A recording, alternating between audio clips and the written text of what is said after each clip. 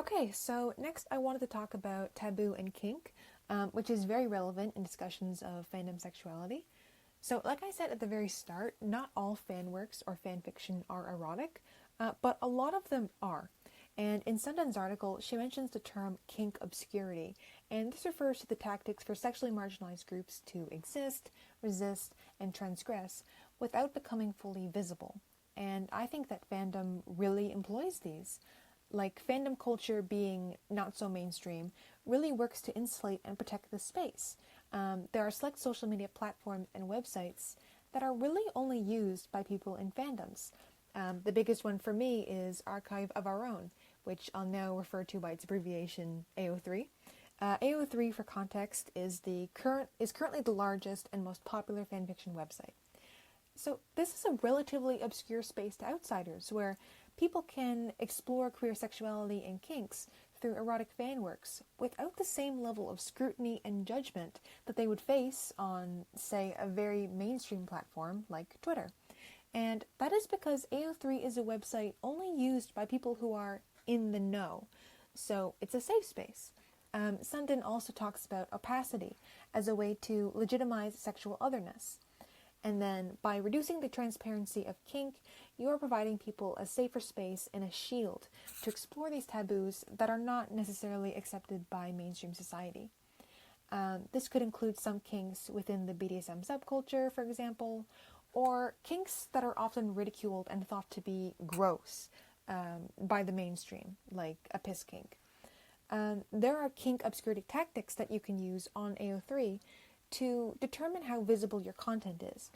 So when you post a fanfiction, you can decide whether you want your work to be accessible to everyone or only accessible to registered users on the site. So you're adjusting the opacity of this sexual content. Do you want your erotica to be read by anyone who does a Google search, or only people who are in the know? And then if it's the latter, you are protecting your work and allowing yourself to explore desire and sexuality without the unwelcome, judgmental eyes of outsiders.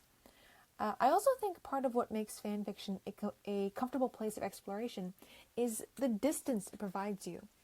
So you are not going out in person experimenting with kinks. You're not even personally sharing them online. You are conducting them through fictional characters and a fictional work. It provides a comfortable degree of separation from yourself because you are using other beings as vessels for your own desires, if that makes sense. I think that this would make a lot of people a lot more open to explore taboos that they would normally never want associated with themselves. And then when you're posting fanfictions using an obscure anonymous username that can't really be traced back to you, then that is also taking the opacity way down and protecting yourself. So Sundin also mentions that on the fetish website she studied, there was some self-regulation by the community and a kink ethos of your kink is not my kink, but your kink is okay. And then even if you encountered kinks in the shared space that you didn't like, you still supported their right to practice them. And I think that there is a perfect equivalent for this in fandoms. In the fanfiction sphere, people traditionally live by the mantra of don't like, don't read, which means that if you don't like their relationship, their darker subject matter, or the kinks in a fic, then don't read it. So this is how the community self-regulates and keeps the space very kink positive.